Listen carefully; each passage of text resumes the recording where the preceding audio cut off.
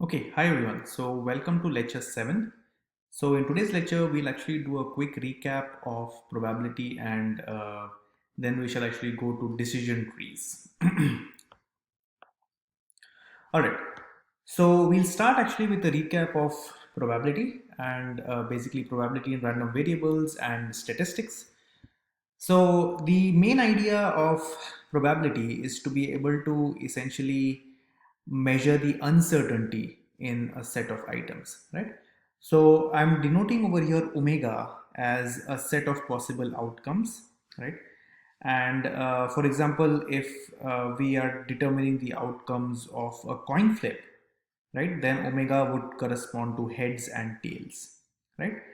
And we denote small omega in capital omega associated with each of the individual outcomes. So for example, omega 1 is say a head and omega 2 is a tail, right?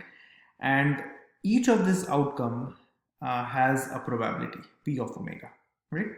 So obviously we require the sum of omega in capital omega of p of omega is equal to 1. So that means that I have basically say I have in this case size of omega is equal to n. So I have n possible outcomes. Then the sum of these n outcomes must all be 1, right? So I have a biased coin, suppose, right? And the probability of heads is say 0.6 and the probability of tails is 0.4.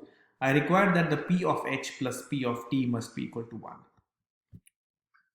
Okay, so this is basically omega, and now I can essentially determine the probability of a set of outcomes, right? So for example, if I have omega to be 1 to 6, right, as 6 possible outcomes of a dice roll, then I can essentially define capital A to be a subset 1, 5, 6 of omega, right?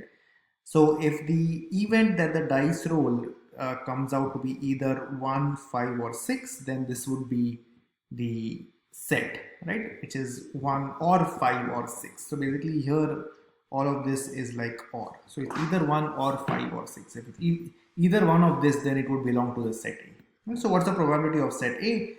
Well, the probability of the set A is just the sum of the individual events in this set, right? So it's p of 1 plus p of 5 plus p of 6. Okay, so now two events A and B are said to be independent if this condition is satisfied, right? Which is p of A intersection B is equal to p of A multiplied by p of B. So let's take again an example to understand this better, right? So if I have a fair die means that the probability of 1 to 6 is all 1 by 6. So they are all equally likely. Okay, so now what if I consider the following scenario, right? So I consider A to be 1, 2, 5 and I consider B to be 3, 4, 6, right? So in this case, P of A is nothing but P of 1 plus P of 2 plus P of 5, right? Which is 1 6 plus 1 6 plus 1 6, right? Which is half. And similarly, P of B is also equal to half. Okay. So now if A and B are independent, well, I've written the answer over here, no. But if A and B are independent, then we expect that P of A intersection B to be equal to P of A multiplied by P of B, right? The question is this true? Well, what is P of A intersection B? P of A intersection B is actually 0 because A and B do not intersect, right? So there is no intersection. So it's the empty set and the probability of the empty set is 0, right? So P of A intersection B is 0, but unfortunately 0 is not equal to half into half, which is 1 by 4, right? So that's why the correct answer is no, and A and B are not independent. All right, so there you go. Well, let's take another scenario now, right? So instead of having one die, I have now two dice. Okay, so I have two unbiased dice, and now I'm determining the event A to be the event that the first die is 1, right, and the second die is anything else, right? So my only condition is the first die be 1. Okay, so the possible events here are 1 1, 1 2, 1 3, 1 6. Okay. Conversely, let B be the event that the second die is a 6. Okay, so here the possible events are 1 6, 2 6 up till 6 6. Okay, it's easy to see that the intersection here is only 1 comma 6, right? So because 1 comma 6 lies here and 1 comma 6 lies here, it's easy to see that none of these other items actually will belong to be both A and B, right? So what is the probability of A intersection B? Well, the probability is the probability of getting 1 comma 6, which is actually 1 by 36. Okay, because we require exactly the first die to be 1 and the second die to be 6, right? So there are 36 possible events, and this is just one of the 36 possible events. Similarly, the probability of A is actually 1 by 6, and the probability of B is also 1 by 6, right? So this in fact is 1 by 6 multiplied by 1 by 6, which is P of A multiplied by P of B. So in this case, actually P of A intersection P of B is exactly P of A multiplied by P of B. So that means that this is indeed independent. Okay, so now given independence, we can also define the notion of conditional independence, right? Conditional probability. So the notion of conditional probability is defined by this expression. Okay, so the expression basically says that P of A given B is equal to P of A intersection B divided by P of B. Okay, so the main idea is that I'm in some sense conditioning that I'm given B, right? So given B, what is the probability of event A? Okay. So in some sense, you can think of this that I have reduced my sample space to omega prime, which is B, right? So it's easy to see that actually the sum condition still holds. The reason is because P of omega given B is a valid probability distribution, right? So I can take a sum over omega of this, right? And this must be equal to 1 because P of omega given B is a valid probability distribution, right? Also, if A and B are independent, then P of A given B is equal to P of A. Okay, so now we will introduce the notion of a discrete random variable. Okay, and the intuition of a random variable is that I can essentially convert my abstract kind of event space, right? So I have a set of events, a set of outcomes, etc., etc. So we have the notion of omega and capital omega over here. How do I map this back, right? How do I map the events in omega into some discrete space D, right? So how do I basically define a kind of random variable or a number, essentially a random number, right?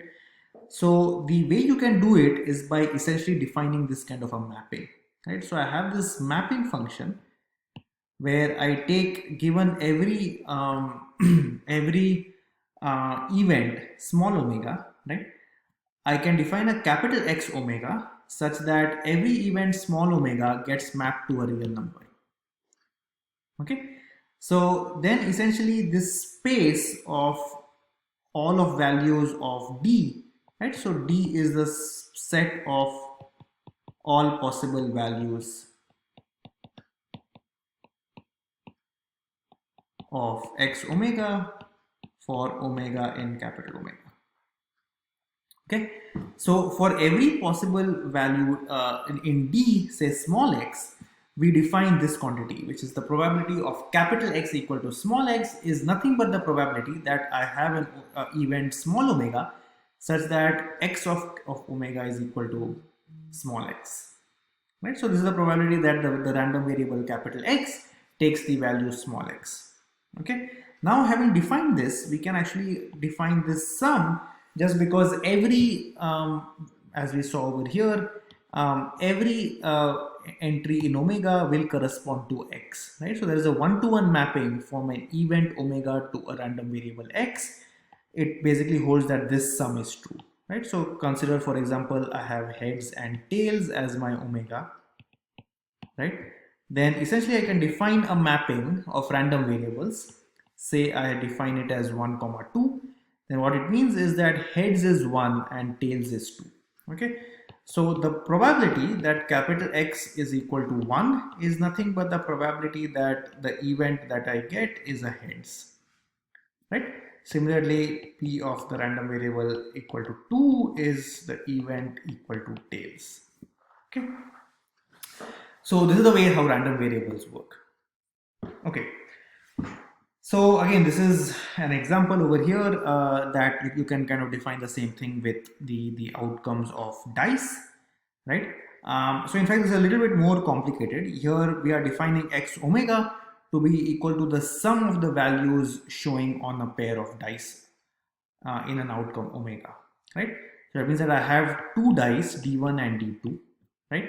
And essentially what it means that the random variable x is nothing but d1 plus d2, right? So the question is, well, what is probability x equal to 2, right? So what it means is that I require that both of my dice throws should have 1, right? So the only possibility of satisfying capital X equal to 2 is if both my die come up with 1, right? So the probability of this is actually exactly, so it's 1, 1 comma 1, right? So this is one possible event out of the 36 possible events. So this is 1 by 36, right? Note that if any of the other die, since basically the die numbers are between from 1 to 6, so 0 is not allowed. The only possibility over here is actually 1 comma 1, right? Conversely, you can also say that, okay, I can have my sum to be 8, right? So obviously with 8, I have a few more possibilities now. So I can't have 1, right? Because 1 comma 7 is not a possibility because my die can only be between 1 and 6, right? So the only other possibility then is like 2 comma 6, then 3 comma 5, then 4 comma 4, then 5 comma 3, and 6 comma 2, right? Obviously I cannot have 7 comma 1, this is also not a possibility. The only possible sums are 5 of these, right? So probability here is 5 over 36, okay? So this is 1 over 36, this is 5 over 36, right? Okay, so now we can also define this kind of joint distribution of a set of random variables x1 to capital X1 to capital Xn, and this joint variable is nothing but the event that I have capital X1 equal to small x1, and so this is the intersection, or and capital X2 equal to small x2, and capital Xn equal to small xn, right? So this is also written as p of x1 to xn. All right, so now we can actually define the notion of entropy, and the reason why we'll be actually looking at entropy is because this will be very important for understanding decision trees, right? So what is entropy? So discrete entropy is essentially defined on a random variable. So it's essentially the kind of uncertainty of a random variable, and this is defined as h of y equal to minus p of y equal to y log p capital Y equal to small y. Okay, so let's maybe be a little bit more concrete. So suppose my capital Y over here is nothing but basically say two random variables 1 comma 2, right? And suppose this corresponds to events of head comma tail. Okay, so since there are just two random variables possible for capital Y, right?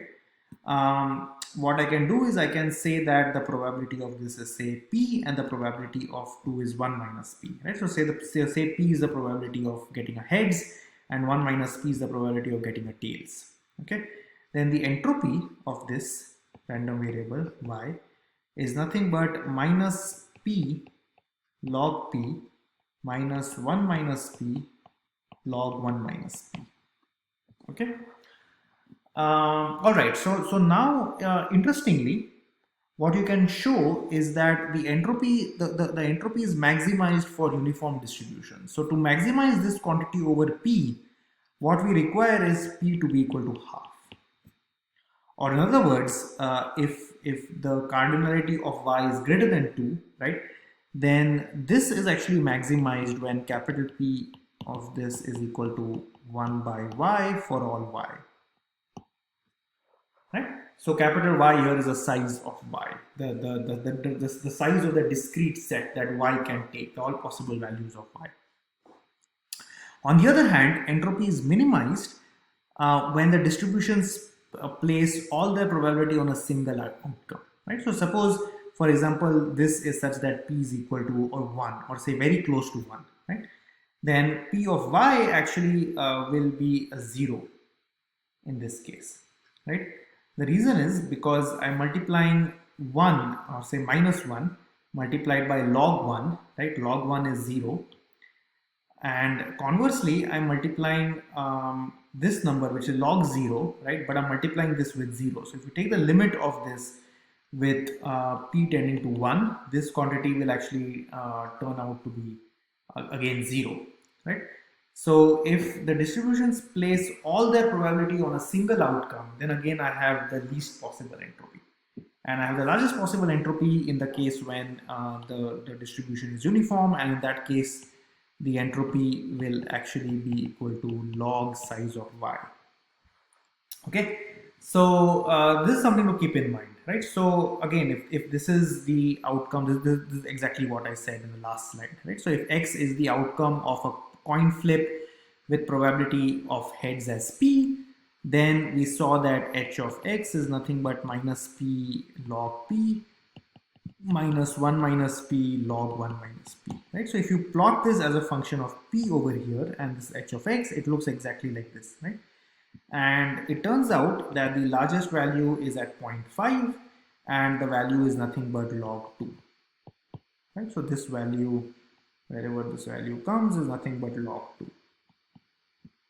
Maybe my straight line is not correct, but it's roughly equal to log 2. Okay, so this is, by the way, log E, log 2 to the base E. So in general, entropy is always defined in the base E. Okay. All right. So now, having defined entropy, we can also define conditional entropy. Okay. So entropy. Okay. So basically, what is the intuition of entropy? Right. So entropy measures, in some sense, the uncertainty, as we shall see. Right.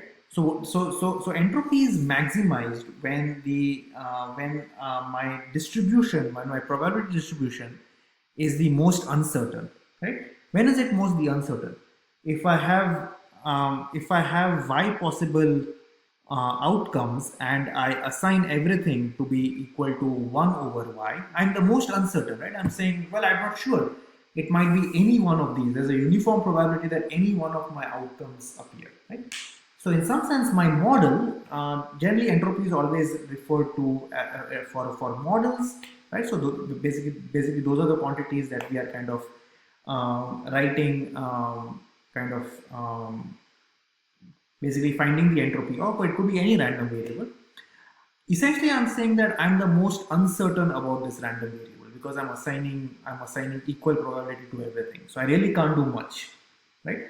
But on the other hand, if my model is very certain, then I will assign a probability of 1 to one of the outcomes, right? And if I assign a probability of 1 to one of the outcomes, the uncertainty will be 0. Right? So there's no uncertainty. So that's why entropy really measures the notion of uncertainty.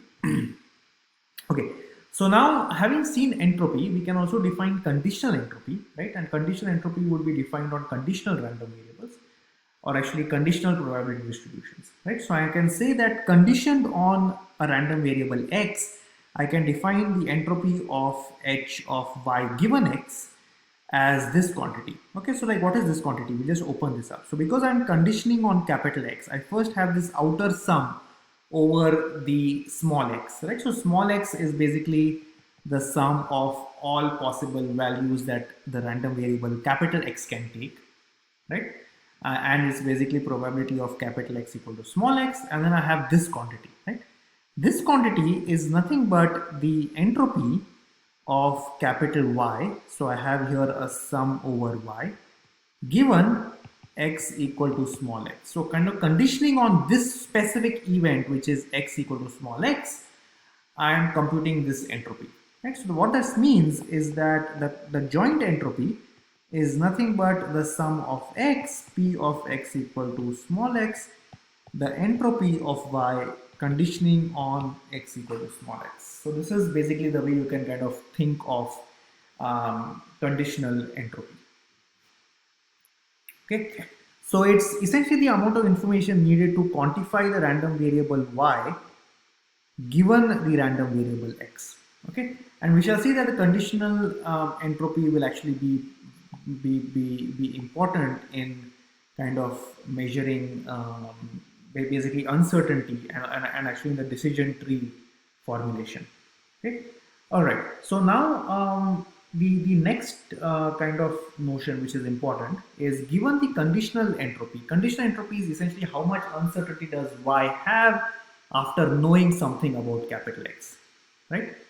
So if I basically kind of given this conditional entropy, I can define this very related quantity called information gain. And by the way, this quantity also is called mutual information. So this is also the mutual information between x comma y.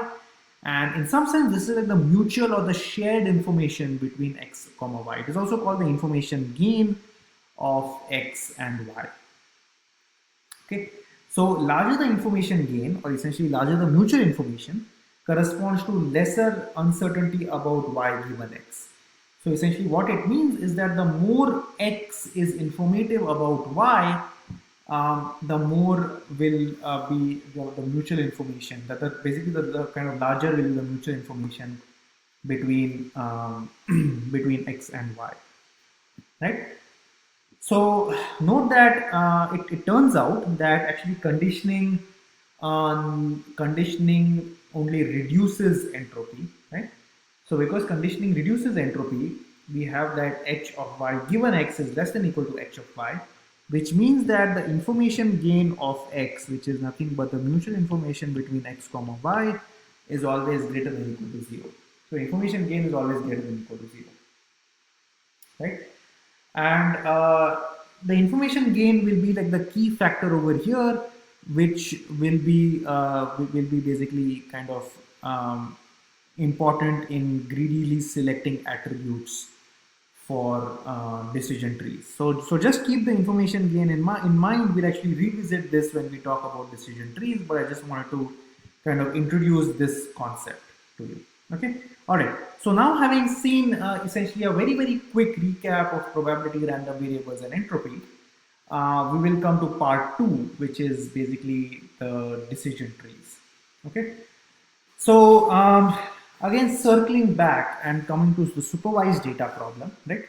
So I have my label training data, and in our notation, our label data is nothing but x1, y1, x2, y2 until x capital M, y capital M, right?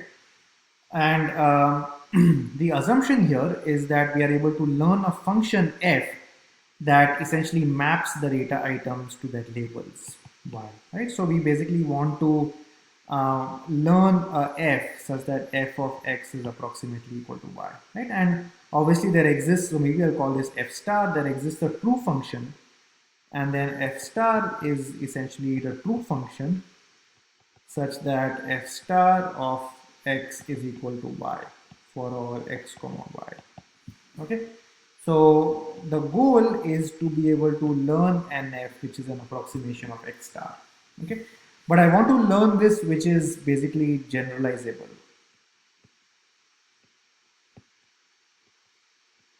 So I don't want to just focus on the training data. I don't want to just memorize the training data. I want to be able to generalize to unseen test examples. Okay. So until now, we have been looking at the class of linear separators, right? So we have been looking at fx to be something like w transpose x plus b. So we've been looking at this class of models, right?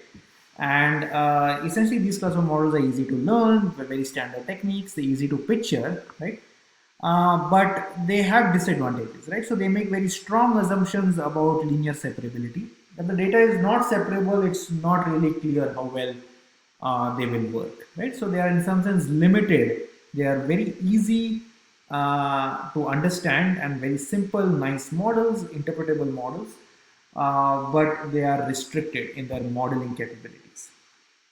Okay, so now we will look at basically two more complicated models that have richer hypothesis spaces and in fact slightly different hypothesis spaces, right? So the first one which we'll be focusing today is decision trees. Okay, so decision trees actually is motivated by kind of exactly what we do for many real world applications, right? In fact, what we as humans do. So if you take an example of a medical diagnosis, right? Suppose you're a doctor, you go to a doctor with a flu-like symptoms, hopefully not COVID, right? So you have flu-like symptoms, and then how does your doctor determine if you have a flu that requires medical attention? So you check a list of symptoms, right? So the first is, for example, do you have fever of 100.4 degrees Fahrenheit? Do you have a sore throat or a stuffy nose? Do you have dry cough, etc., etc., right? So you have all of these different, different list of questions, right? So essentially, these are a list of questions that the doctor asks, and based on this, he makes his decision, right? You can view this as a tree, right? So I start with a question: is the fever greater than 100.4? If yes, then I basically ask whether there's a sore throat, whether there's then whether there's cough and cold, or is there say a back pain, right? And and things like that, right? So if it's not greater than 0.4, then maybe I'll go around a different route and start asking different questions. Okay, so essentially a lot of what we as humans do is essentially tree-like thinking, right? So we kind of make decisions based on kind of cause and effect, and also based on kind of certain kind of attributes and where the range of these attributes lie. So this is exactly the idea of decision trees, and basically what decision trees tries to do is it tries to understand whether can we really build a machine learning model out of this very intuitive framework. Okay. All right. So let's start with this, right? So we have say a few features. So okay. So by the way, in the machine learning language, all of these are features, right? So these are all going to be features to my model. And finally, in the end, I will come to a decision, and that will be my label, right? Whether it's a cold, whether it's a UTI, or maybe there are many other labels as well, right? So I have all of these essentially features that I'm splitting on, right? So I'm essentially deciding different thresholds on my features, and based on that, I'm going left or right. And finally, I'm coming up to a label. So this is essentially the main fundamental framework of a decision tree classifier. Okay. So let's take a slightly different example. Let us assume that suppose we are predicting whether we want to play tennis or not, right? So I start with say the outlook, right? And then if the outlook is sunny, I check the humidity. If the humidity is high, maybe I don't want to play tennis, right? So this is no tennis. But if the humidity is normal, right, then probably I'm fine playing tennis. Well, the outlook is overcast, it's not really rainy, right? Then maybe I'm fine playing tennis. And similarly, if it's rainy, then I might ask a question if there is like strong wind, right? If there's strong wind, then maybe I'm not fine with tennis, but if the wind is weak, it's maybe raining a little bit, I'll probably still continue playing tennis, right? So essentially, this is the basic idea, right? So I have all of these as my attributes, I mean the values of the attributes, and then I'm essentially kind of splitting on this, right? So suppose I'm given a kind of at test time, right? I'm given suppose the features as being the outlook, humidity, and wind, and suppose my feature vector is that it's basically sunny, normal, comma strong, right? So I see that it's sunny, I'll basically go this route, right? And then I will check the humidity. If it's normal, right, then I'll say it's yes, right? So I'll basically be going on this path of the tree. I could also have a slightly different feature vector, which is say rain, right? And maybe here maybe the humidity is not important, but maybe it's high, and say the wind is weak, right? Just because just because it's rainy, I will actually go now this route, right? And I will actually check the humidity, but because in this route there is no humidity, there is wind, right? This feature is not important. I then check the wind and then it's basically weak wind, so it's still yes, right? So the answer to this is still yes. Anyways, so this is the main insight, and of course you could also have continuous features here, right? So you could have, for example, not just something like high and normal, but you could have something like being greater than 75% or less than 75%, right? Or greater than 20, less than 20. So there can be continuous features too, and internal nodes for continuous features here correspond to thresholds, right? So the node over here actually says that the humidity is greater than, the humidity is greater than 75%, right? And then this would be a yes, this would be a no to that. Okay, and this is the final label. So the whole idea of a decision tree, right, if I were to summarize a decision tree, is basically a model where I split on features. So I have feature I greater than threshold I, right? If it's continuous, okay? If it's not continuous, so maybe I'll make two different cases over here. So the first case is continuous features. In this case, I will have, say, feature I greater than equal to threshold I, right? Yes, no, and then say I have feature J greater than equal to threshold J, right? Again, yes, again, no, right? And this is, say, feature K greater than equal to threshold K. Yes, no, and finally say I have the label, right? So this is label 1,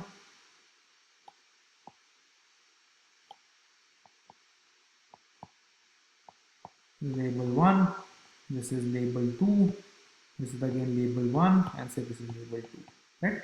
So in the end, I'm essentially splitting my features and finally coming to a label, right? I could also have a discrete case, in which case I don't have a threshold, but I say that whether my feature is equal to attribute I, right? And then yes and no, and so on and so forth, right? So it's the same structure, except that now instead of features like this, I mean, instead of splitting like this, I have splitting based on attributes. Okay, by the way, one important thing I'd like to mention, that here we have like a kind of greater than, I mean, this is not a binary tree, but typically in machine learning we look at binary trees, right? So it's just basically uh, a kind of intuitive diagram to understand what's going on. But actually you can kind of represent this easily with a binary tree, right? So for example, I can say the first node is saying outlook, whether the outlook is equal to sunny, right? And if it is yes and no, then if it is yes, then I go on to humidity, right? And then I can split the humidity, right? But if it is no, then maybe I will check whether the outlook is equal to overcast, right? And again, I will split with whether this is yes or no. And if the outlook is equal to overcast, if it is yes, then I can go ahead. But if it is no, right, say this is yes, right? And then finally, actually, the outcome here is tennis. So this is yes, right? So it's tennis. If it's not overcast, then I will check whether the outlook is equal to rain, right? And I will move forward with this. So anyways, I think the main insight, of course, there is no kind of decision over here, because there really won't be anything. I mean, it'll be either one of the two, right? So there won't be, I mean, if it is not, so actually, sorry, the no over here will not be, this will be invalid, right?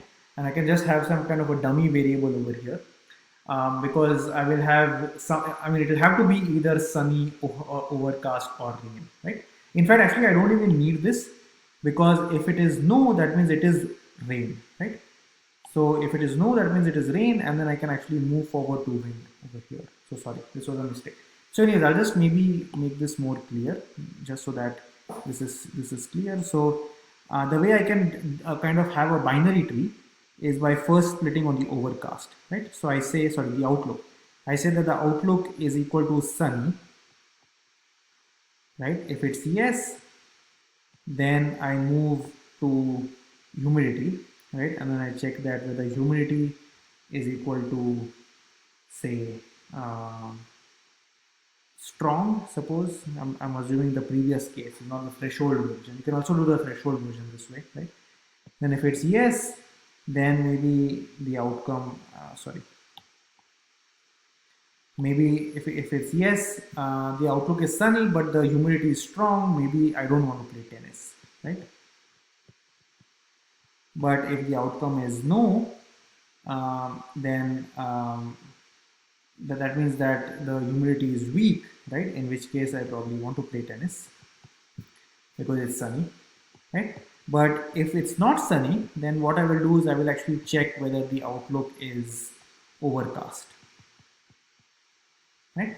And over here, if it's yes, so if it is overcast, then I will actually um, play tennis. But if it is not overcast, that means it has to be rainy, right? So I don't need actually a separate kind of decision stump over here for rainy. It is going to be rainy, right? So then I will basically have the third piece, which is wind, right? So I will check if wind is equal to strong or weak, and then I will have the same thing. So I will have, for example, if the wind is strong, then it will be no tennis, and otherwise it will be tennis, right? So this is exactly the same decision tree model, but now having a binary decision tree. Anyways, so now let's look at actually what does decision tree essentially do, right? So decision trees divide the feature space into a kind of parallel rectangles, right? So I have my set of instances x2 and x1. So x1 is my first dimension of my feature, x2 is my second dimension of my feature, and say these are the points, right? So the green points correspond to positive examples and red points correspond to negative examples, right? So decision boundary over here looks probably something like this, right? So it's kind of a very non-linear decision boundary. But it turns out the decision tree can actually kind of split this relatively easily, right? So how does this decision tree split it? So you can imagine, for example, first splitting on a feature x2 and saying if x2 is greater than 4, right? So if this is 4, it first splits in this way. Okay, so I'll actually remove the decision boundary just so that there's no confusion. So I first split it basically something like this, right? So this is exactly what I'm doing. So I have my I have my first split. This split corresponds to essentially x1 equal to 4. Okay? So this region is greater than 4. This region is less than equal to 4. Right? Once I have split, so actually it's x2. Sorry. So x2 is equal to 4, and this is x2 greater than 4. This is x2 less than 4. Right? Once I split this on x2, then I split it on x1. Right? So then this is x1 less than equal to 6, right? So this region is greater than 4, this region is less than 4. Now in the region of greater than 4, I split this again into greater than equal to 6 and less than equal to 6 and greater than equal to 6, right? So once this is done, right? So this is the previous split, right? That we splitted this variable. Now we move on to this region. In this region, we split based again on x1, but now whether x1 is greater than 4 or not. Right? So this region is actually being greater than 4, and this region is less than 4. Okay. And say finally I do one more level, right? So I do one more level. So I split it again. I take this region and I split it. Okay. So by the way, over here, I don't need to split this and I don't need to split this, right? Because here I have already kind of accumulated all my negatives together. I've accumulated all my positives together. But here in this region, I still don't have my positives and negatives separated, right? Similarly, in this region, I don't have my positives and negatives separated. So now what I can do is that I can try to separate my positives and negatives, and the way I will do this is that I will have this kind of orthogonal region here that splits my positives on top and my negatives below, right? Similarly, I will do the same over here. I have this kind of straight line. I split my positives on top and I have my negatives below. So this decision tree essentially corresponds to this region, right? So this is going to be all my positive region here, right? This is my positive region, and my negative region, say I'll use this color, right? This is my negative region. So this very simple decision tree is just basically two levels, right? After my root node, I have two splits, and then finally I have my leaf nodes. We can get fairly complicated decision boundaries with this. Okay, so worst case scenario, a decision tree can actually require exponentially many nodes. Okay? But in some sense, there are actually a lot of tricks that we do in practice, for example, to restrict the depth of the decision tree so that we can avoid the scenario of actually having exponential number of splitting regions, right? Because in the worst case, we can actually split on every data point, and then we will get an incredibly a very complicated decision tree, right? And this is obviously more complicated a model, you guys probably know this by now, more complicated the model, the more prone we are for overfitting. Okay, so the basic approach of the decision tree building algorithm is as follows, right? We pick some attribute or feature, right, to split on, and then we partition the space or we partition the data based on this attribute. So we will pick, for example, x2 and then say x2 greater than 4 or x2 less than 4, right? And then once I move in either one direction, it will be either yes or no, right? Okay, by the way, this attribute could either be a continuous feature, right?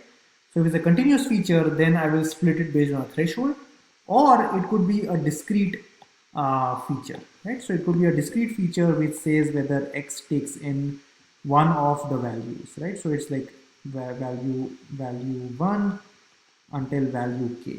For example, the attributes, the outlook that we were seeing, right? Whether it's sunny, whether it's overcast, whether it's rainy. So this takes 1 in 3 values. So in that case, I will actually split based on which attribute I select. So either it is sunny or it's not sunny. But if it's not a discrete feature or if it's not a categorical feature, but it's actually a continuous feature, then I will split based on a threshold, right? So I split based on x2 greater than 4, and then I have yes or no, and then I build the tree recursively in this way.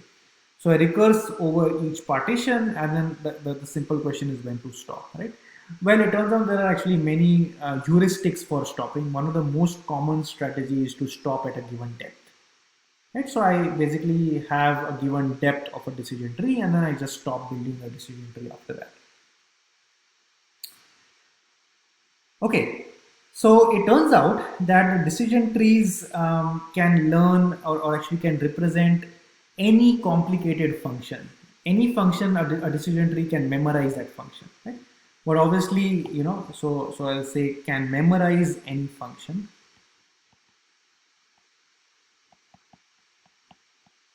Right, but this is not good, particularly from an overfitting perspective, right? So the second question is, are decision trees unique? Well, it turns out that they are not necessarily unique, and in fact many different decision trees are possible for the same set of labels, right? Same set of features as well. So obviously, since there are many possible decision trees, the question is, how do we actually, well, we kind of very abstractly gave the framework here that we just select attributes and split, right? But how do we do that? That's the kind of million-dollar question here, right? So the main question, the key question is, how do we choose the best attribute?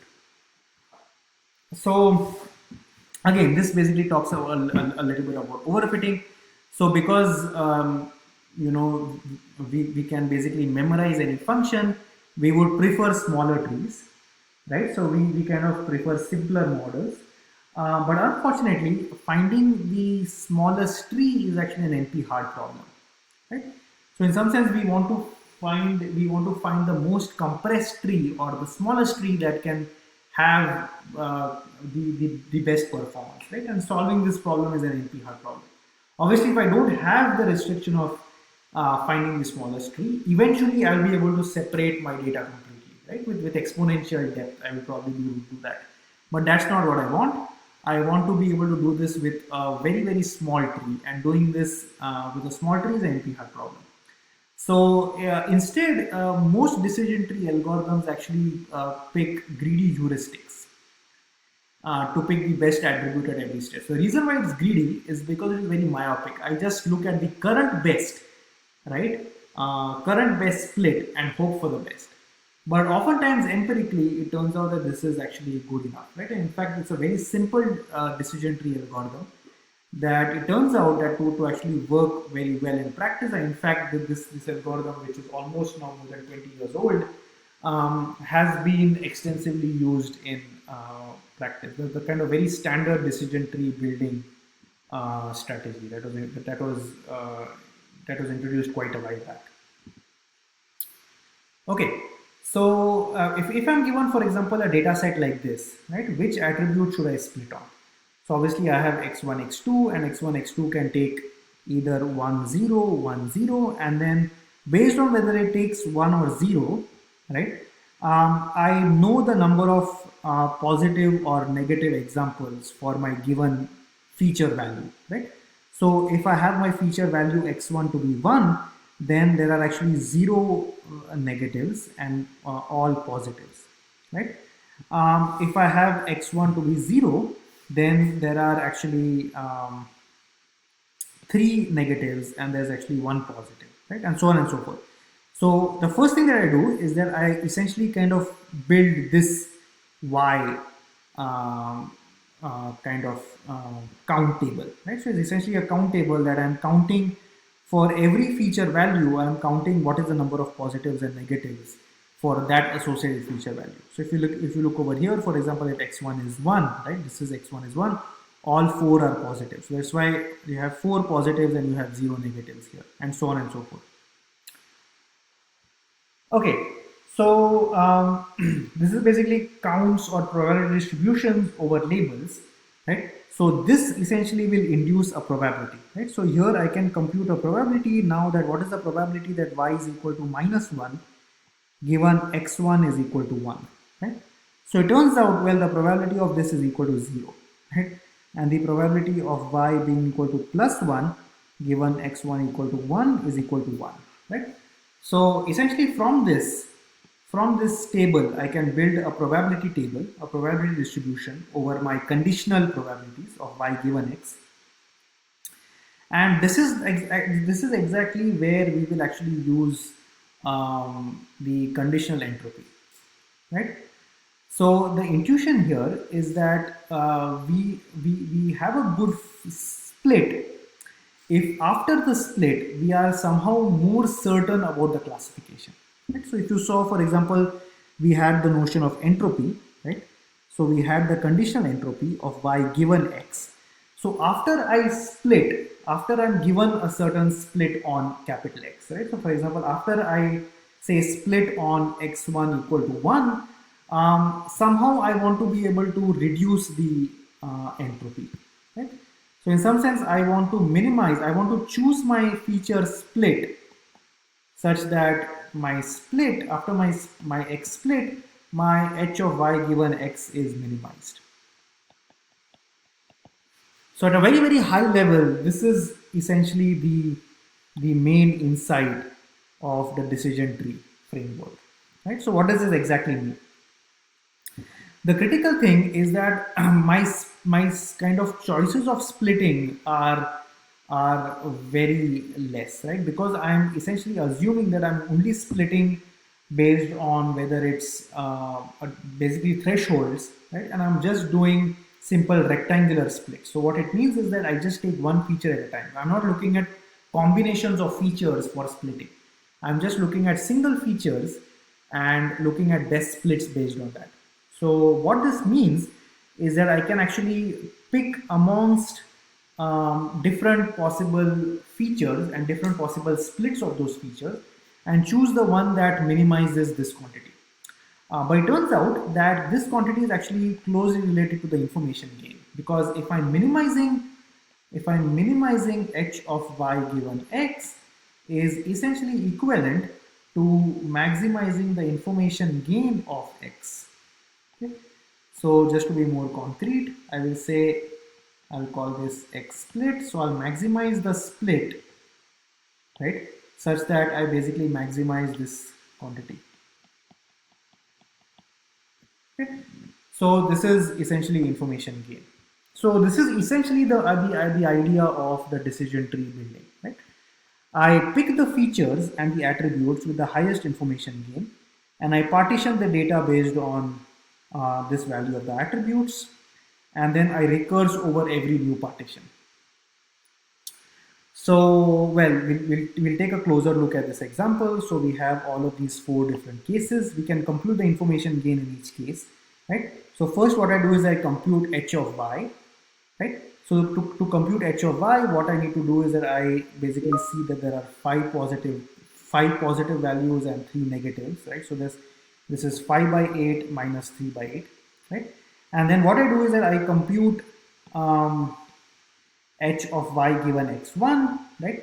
And to basically find x1, I look at the value of x1 to be 1 and the value of capital X1 to be 0, right? For all of these values of small x1, I compute the entropy, right? And if you recall, the entropy of h of y given x is nothing but the sum over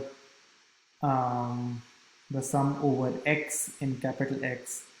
Then I multiply the p of x in x, and then I multiply this with the entropy of y given x equal to capital X equal to small x, right? So what this means is that I compute the entropy in this case, right? The entropy in this case is actually 0, right? So that's why there's a 0 over here. So the entropy is 0.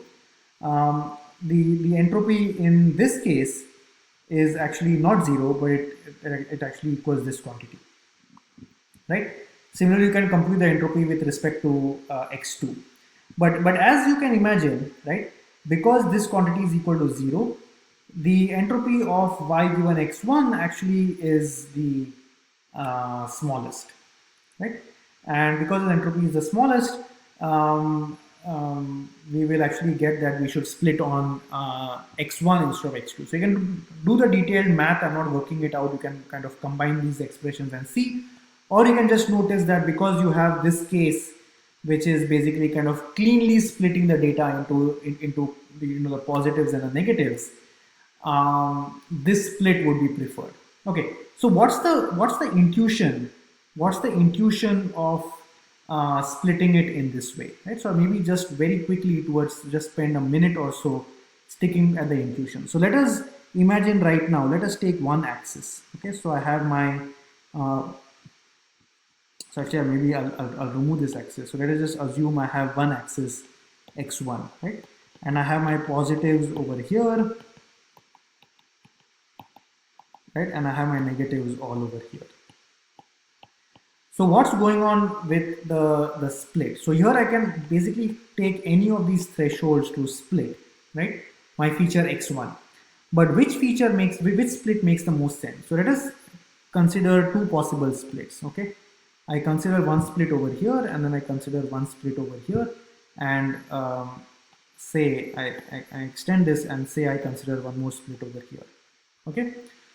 So if I consider this particular split, right, what will happen is that it will split this. So basically once I condition on this, then I have this value of capital X equal to xt, and this is basically capital X less than equal to xt and capital X greater than equal to xt, right? And then I compute the probabilities of my positives and my negatives over here.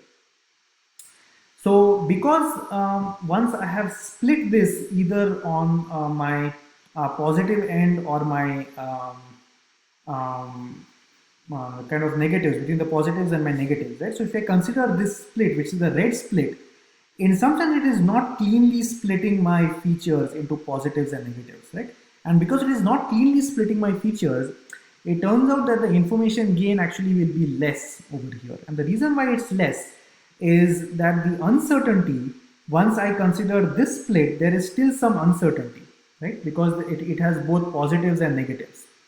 So because there are both positives and negatives, there will still be some uncertainty in my the entropy. So basically what it means is that the information gain will not be, I mean the conditional entropy, right? The conditional entropy will be slightly larger, and because the conditional entropy is larger, the information gain will be smaller.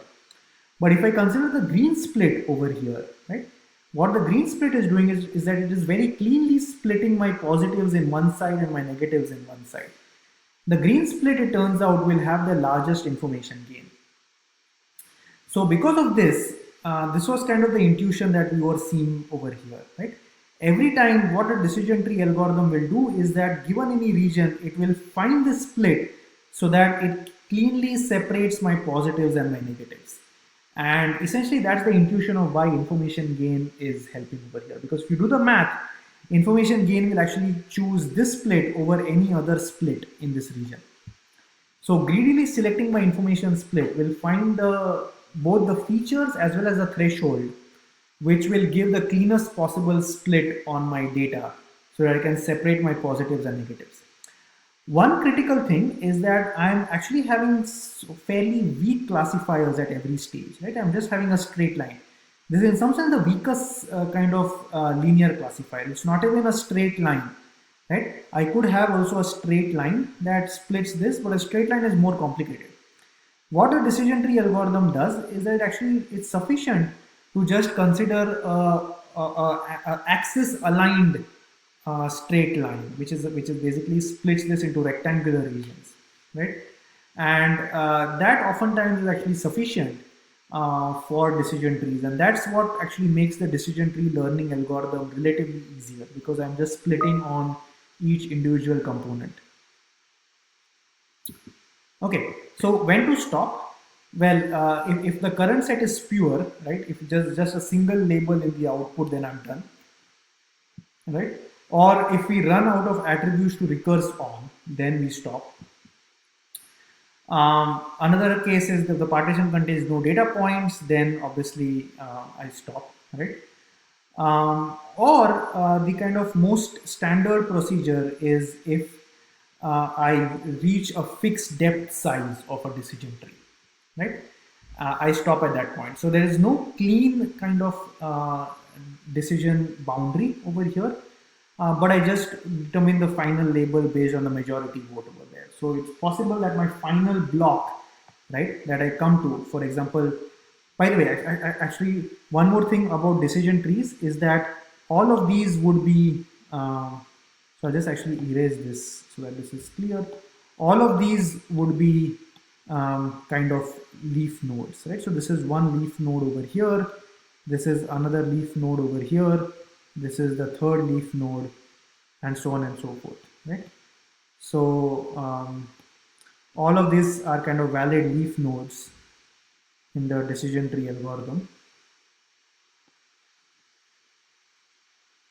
So in this case, it turns out that the leaf nodes are all pure because they're just one label, right?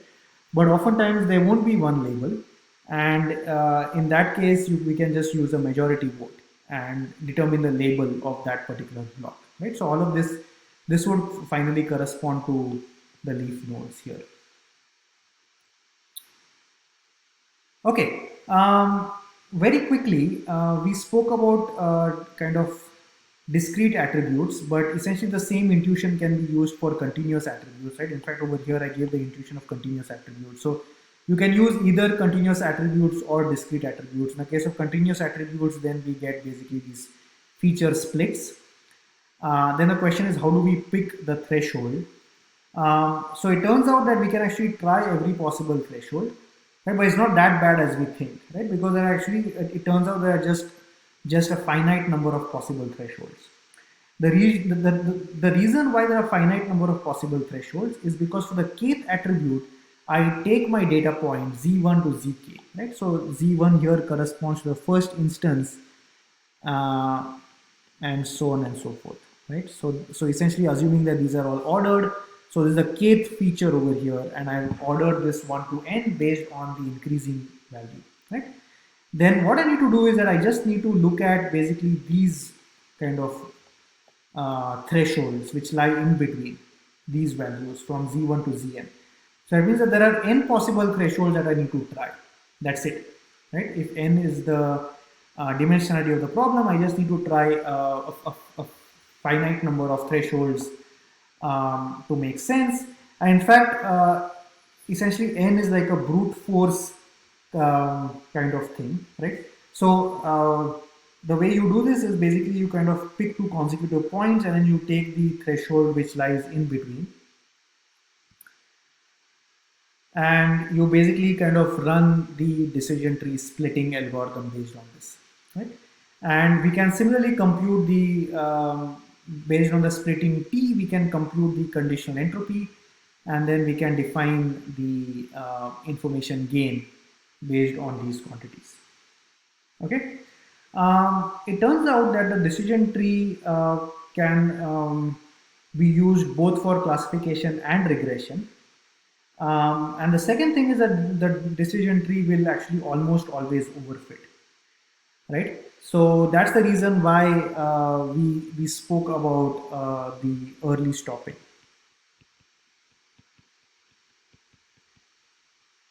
And the early stopping condition very often that is used is the depth of the tree. So we often reduce the depth to say 5 or 7 or 10 or something like that, maybe 20 if we have a lot of features. But we don't want to increase the depth beyond or make it too complicated or too deep a decision tree, right? Because that will actually encourage a lot of overfitting. So, all right. So with this, we'll end the decision tree lecture. This was a slightly longish lecture, but I covered the first part, which is probability and entropy. And the notion of entropy was actually very useful in kind of understanding the decision tree algorithm and the tree building framework. Okay. Thank you so much.